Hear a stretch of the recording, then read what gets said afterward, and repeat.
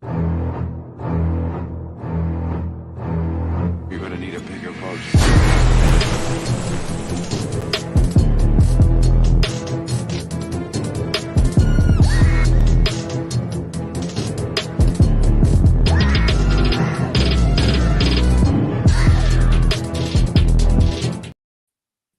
Welcome back, Lsfl family. You're in the Shark Tank.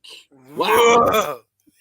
It's a week fucking 10 already. I can't even believe it. Dude, this season's going by so fast. It really is. And what a shitty way. You know what? I protest my loss last night. I even sent a text to Ken, said you should forfeit your win because you don't want to win that way. Who wants to win that fucking way? Jesus Christ.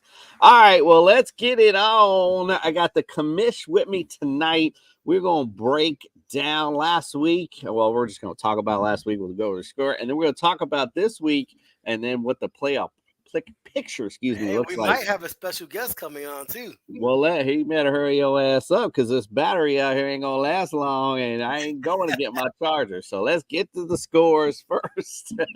Oh, look at that top scores score this week. Oh. Look at that damn tops. Look at that 106.7 to the Sharks 102.8. What a bullshit way to lose. El Dorados 82.5. The Rattlers didn't even show up. Hey, Jose, don't show up this week too. Do me a favor. Bucks 102 to the Goats 64.4, and that's just a fitting Bucks score. I feel like the Bucks are always that team that's like 1 week they're like quiet, next week they're team of the week or something. Like it's here they come. That's just ridiculous. That division is terrible. The Dragons 90.5 brought back to life, and the Jets continue to struggle 62.6. Wow. Unprecedented season for the Jets. Predators 96.85. The Massacre 86.8. That was a huge game. That was our game of the week, actually, and it was a big for the NFC and for the NFC North. That gives the Preds basically a 1.5 game lead on the Massacre now. And right now they are, well, we'll talk about in a second, looking good in the NFC.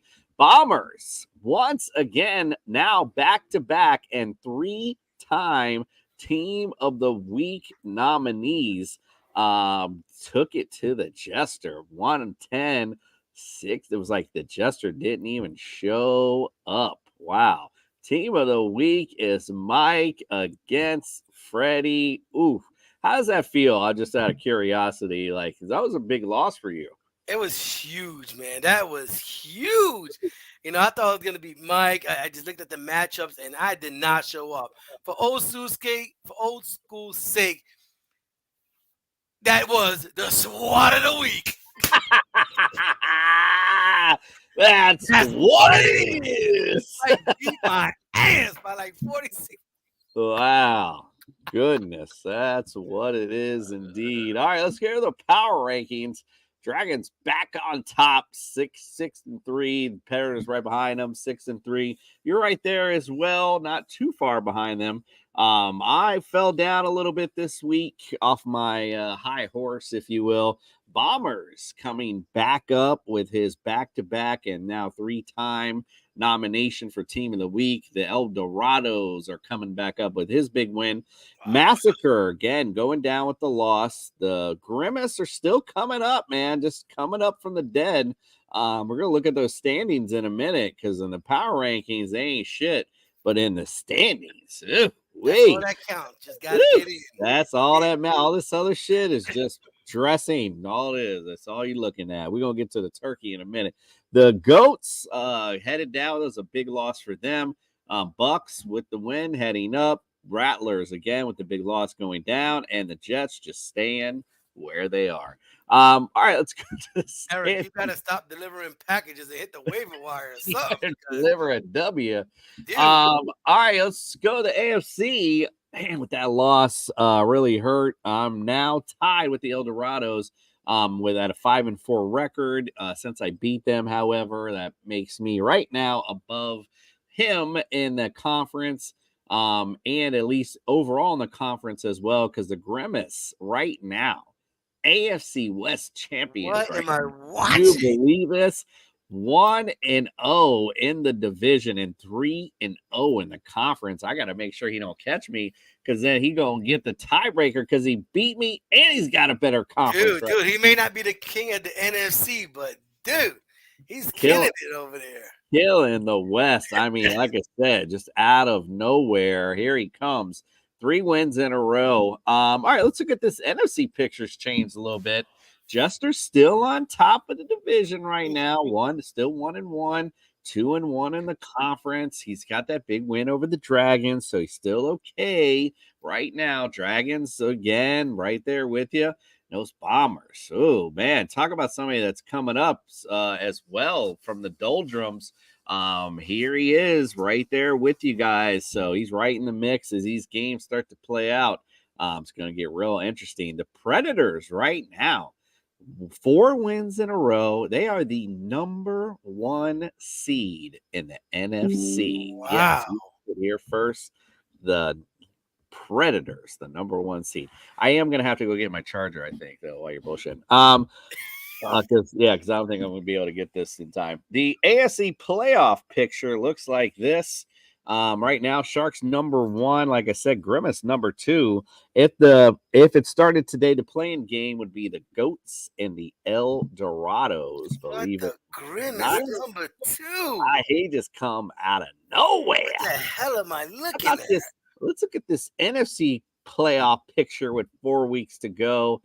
The Predators number 1, number 2 are the Jesters. But look at this playing game that's changed. Woof. No more Nick K is gone, and the Bombers right now are the number 4 seed. I can't even believe it. Wow. And since we brought up the playoffs, don't forget we gotta talk about the toilet bowl. So this is interesting. The toilet bowl watch right now. Eric, obviously with the 2-7 record, leads the way. Just so you know, for playoff and our tie-breaking purposes, the Jets did lose to the Rattlers. So Jose, I'm sorry, yeah. So he if Jose and Eric end up tied at the end, then Eric effectively would be the toilet bowl winner. Now, if it's him and the Bucks, if it's Eric and the Bucks and AJ, I should say, the Jets and the Bucks, AJ actually the Jets defeated the Bucks. So the Bucks would actually be the toilet bowl if that comes down to that tiebreaker. And interesting enough, next week, the Rattlers and the Bucks play each other. Whoa. That could be the toilet bowl right there. You never know. Whoa. All right, so I'm going to pull up the first game. I'm going to lead it off, and then, Freddie, you got to give me a few minutes and talk about it, and give me a few minutes while I run and get my charger. So here we go. Let's talk about this week's games. Week 10, the El Dorados 5-4 going against the 3-6 Bucks. We were just talking about it. Bucks lead the series 5-4. El Dorados won the last meeting last year, 102.6, 78.8. The Bucks are 3-2 in the last 5 matchups, and the El Dorados and this one are favored by 5. Now, again, you saw the toilet bowl watch, so this could be important for that as well. Fred, I'm going to give it to you. Just give me a minute while I go get my charger. I got you. Well, I'm looking at the El Dorados team right now. The starting Justin Fields got Tua. Every Dolphin that he has is all on a bye, especially and also Puka Nacua. So buys are affecting him just a tad bit. But like I said, he still got Fields, Pollard, Najee Harris, Hawkinson. He does have a good team going. While the Buccaneers, I think the Buccaneers are actually going to pull it off this week. He does have Dak Prescott going against the Giants, which is a big start. Henry against Tampa Bay. Devontae Adams is you got sauce on him. Keenan Allen, you got Taysom Hill, who's been scoring points. DK Metcalf. So I think the Bucs are going to win this game by maybe 5 points. I just like the way they're set up better against against their players. I don't know what's going on. We're supposed to have a guest today. He hasn't been here yet, so I'm just talking right now. Is back, but like I said, All right, I'm back. I'm I back. like the Save Bucks. the day. My bad. I like the Bucks because of their matchups. Um, I like Dak Prescott versus the Giants, and just overall, I think they have a better matchup. I don't know. He has a big. He actually sitting C.J. Stroud this week at Cincinnati to start Prescott versus the Giants, which probably is the right thing to do. Yeah, it's going to be an interesting matchup for sure. Obviously, I'll be pulling for the Bucks to get this one. But, I do like the Eldorados. I think will end up pulling this one off as the champ's going on his run. All right, the Sharks are playing his old pal, the Miami Rattlers, affectionately known as Shark Bitch. Shark leads the series 28-11. The Sharks won the last meeting 150.2-94. Sharks are 4-1 in the last 5 matchups. The Sharks are favored by 5. Fred, who you like in this one? Oh man, I am looking at both of your rosters. Of course, they're not set yet. You're kind of in trouble with the Hurts Daniel Jones thing going on, so you definitely have to find a quarterback. Who you find on the waiver wire, we shall see. But you still got Barkley out there going against a tough Dallas team. You got Cook versus Denver, that's good. Mixon versus Houston, that's good. Laporte has been playing. So depending on who you find as a quarterback, that's really going to determine, if I pick you to win. But don't get me wrong, you got Herbert against Detroit. He got Chase, he got Dobbs, so his lineup isn't complete, and he does not have any good matchups either. He has AJ Brown on the bench. I mean, he just got a whole bunch of just second-tier players. So I'm giving the Sharks by 2. All right. Well, I'm worried. I ain't gonna lie. This is gonna be a tough one. It's gonna be a tough one.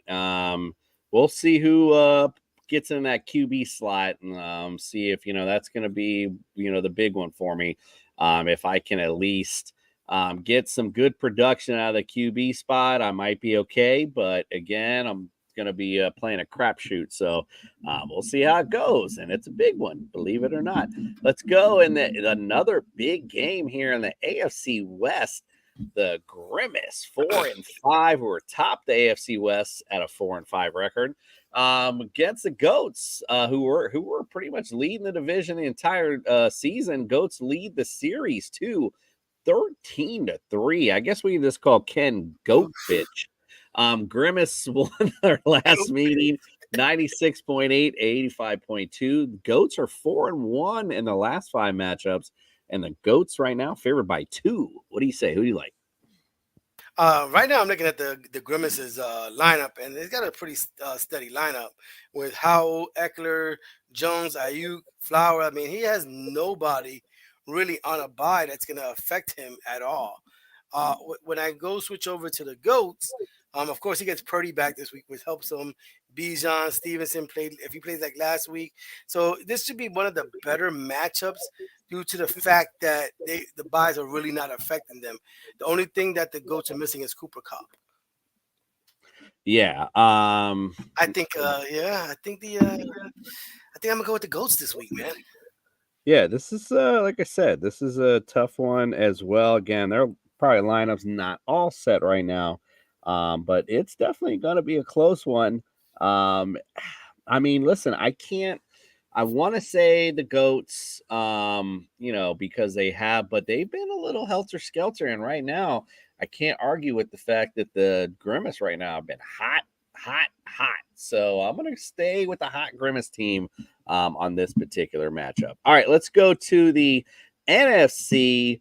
And a game that's, let's just say more interesting for the toilet bowl watch. The 5-4 massacre, the 2-7 Jets. Jets lead the series 10-5. Jets won the last meeting 112-80. Jets are 4-1 in the last 5 matchups. However, in this one, massacre favored by 4. What do you say, Fred? Who do you like in this one? Well, I'm looking at the Jets lineup, and they're so lucky to get McCaffrey back this week. They get Ron St. Brown back this week. So once they fix their lineup, it's going to look a lot better. The only thing they lose is that Eagles defense, but you can always pull up a defense. So with Levis, Madison, the rest of their team not that good. While I'm looking at the massacre now, they still got Kenneth Walker, they got Stephon Diggs, they got Olave. So they don't really have many players on the bye, and they get choice of quarterbacks. I mean, right now he has Baker in there, but if he feels like he could put Geno Smith in, who's playing Washington, so I think Nick K will eke it out this week. Nick K ekes out this week, he says. Okay. Yeah, it's going to be close. I kind of like the Jets in this one, I'll be honest. The way this is kind of setting up with him getting his full complement of players back, it just looks like that's Ezekiel Elliott's RB2 for the massacre. Yeah, but I just don't see There's nobody else. Let me tell you something, Jets. A word of advice: you got 3 quarterbacks on your roster. Give one up. Yeah, trade one. Trade one and get something good, because you can still come out the hole. The season's not over. One, give it to me. All right, let's go. Games of the week. We got 2 games of the week this week. Believe it or not, let's go to the first one. Look at this. The Jesters against the Predators. Predators lead the series 12-10. Jesters won their last meeting 96.9 to 90.9. Jesters are 3-2 in the last 5 matchups. Right now it says the Preds by 1. What do you say, Fred? Who do you like in this one? I like me. I got Josh Allen going against Denver. Breece Hall against Las Vegas. Kamara against Minnesota. I got to take out Waddle, but I already got somebody for that. I get my defense back. Herbert's coming back. The biggest thing that's going to hurt me is Kelsey, but I've got a waiver wire in for that too. And on his side, he has a couple of people on his side, just like me, that's missing players. So, like, I'll give you Tyreek Hill. That's like not having Kelsey. They're both the same. Isaiah Pacheco. I love Pacheco. He's been killing it. So, like I said, we're both on the same boat. He got Lamar Jackson against a soft Cleveland defense. Dude, we were just talking about Cleveland on the other show, and Taylor's going against a New England defense that ain't half bad. I'm picking myself by at least 5 to 8 points. I'm going to pick you as well. I'm going to tell you why right off the jump. When you got your starting quarterback going against your starting defense, you've already set yourself up for trouble. So I don't like that at all. I like you in this matchup. All right, let's go to the other game of the week. And this is a big one in the North. The New York Dragons, 6-3, the 5-4 Bombers, who are resurging out of nowhere. Dragons lead the series 16-15. Bombers won the last meeting 115.6, 78.1. The Dragons are 3-2 in the last 5 matchups. Right now it says Dragons by 6. What do you say, Fred? Bombers by 10, and here goes why. They have no body on a bye that truly affects them. They start in Burrow, Jacobs, Gus Edwards, CeeDee Lamb, Higgins, Kittle, Hopkins, Steelers D. I mean, nobody. Their kicker is on a bye. I mean, even their buys, nobody cares. Stafford, Jeff Wilson Jr., and they've been playing without Kyron Williams. So when I look at the Dragons, a little bit different story. You don't have Patrick Mahomes. You don't have DeAndre Swift. You just lost Cam Akers.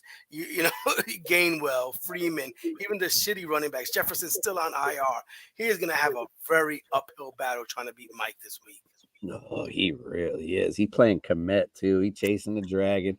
He literally chasing the Dragon at tight end with the commit. And look at it, ETN against San Francisco. And Cooper against the fucking Ravens, who have been nasty secondary this year. Dude, Collins against Cincinnati. Yeah, bro. It's just he might be Brian Robinson against Seattle's defense. This is not looking good for Greg. Bombers 6-4, Dragons 6-4. If Fred loses, wow, this will be a real interesting week next week if that plays out. Oh Oh, God, I gotta put some work in tonight. Waiver wire.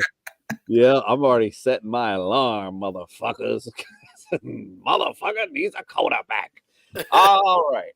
All right. Well, it's like I said, it's money time. You guys better get ready and get your waiver wires and all your shit in, because if you're not, someone else is going to do it. This is going to be a big week this week, getting down to the stretch. So all things right now at go. Commish, any parting words for the league? Man, listen, this is the final stretch. This is why you played this year. Nobody give up. Anything can happen. Still fight for that team of the week. Look, Mike won $150 this year. I won 100. You know, the Bucks won 100. So you keep playing, you keep fighting. Hey, and that's why we have the playing game. All you got to do is sneak in and give yourself a chance. You never know what could happen. They could have gave up at 1-5. Easily, obviously. So right back in this. It's still anybody's ball game. Fred mentioned how jumbled up the AFC is. NFC's got a lot of halves. I mean, and one have not, but a lot of those halves in there. That's a lot of fighting to go along as well. So Eric, you just keep on fighting that fight, kid. It's the only time I can bust his balls, so I might as well get it. And by the way, he's like, what is he like? Almost undefeated in the other fantasy league we're in. So There you go. All right, guys. Well, we appreciate you. Good luck this week, and we'll see you next week. We are out.